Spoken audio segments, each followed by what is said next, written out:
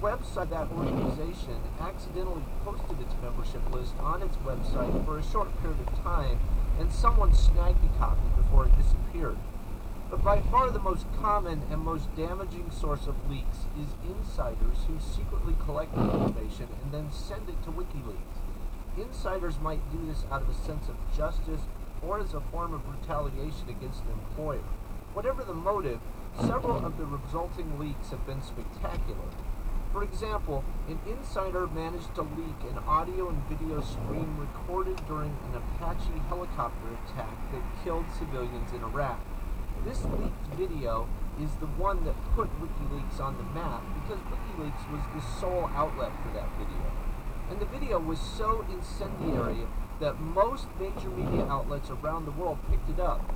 It was incendiary because 2 Reuters reporters were killed, because the U.S. military tried to cover up the incident, and because the military personnel involved with rather amazing language during the attack that did not reflect well on U.S. forces. Since that watershed moment, WikiLeaks has benefited from several more major insider releases. For example, WikiLeaks released hundreds of thousands of pages of information known as the Iraq War Logs, and it has also come into possession of hundreds of thousands of U.S. diplomatic cables.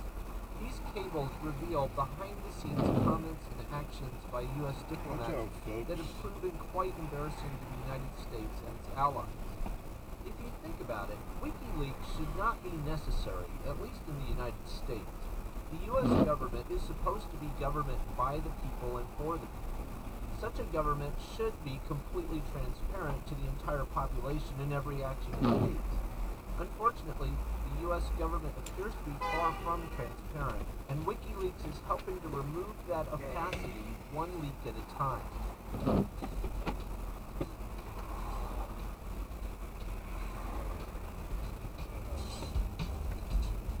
For more on this and thousands of other topics, visit HowStuffWorks.com.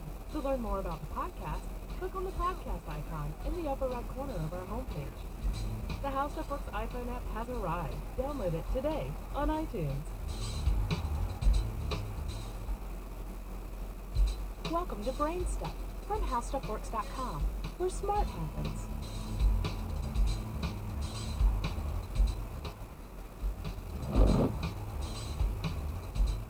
Hi, I'm Marshall Brain with today's question. What the heck happened with Japan's nuclear power plants this weekend? As you'll recall, Japan had its giant earthquake and tsunami last Friday, and right after the earthquake, everything looked pretty much fine as far as the nuclear power plants were concerned.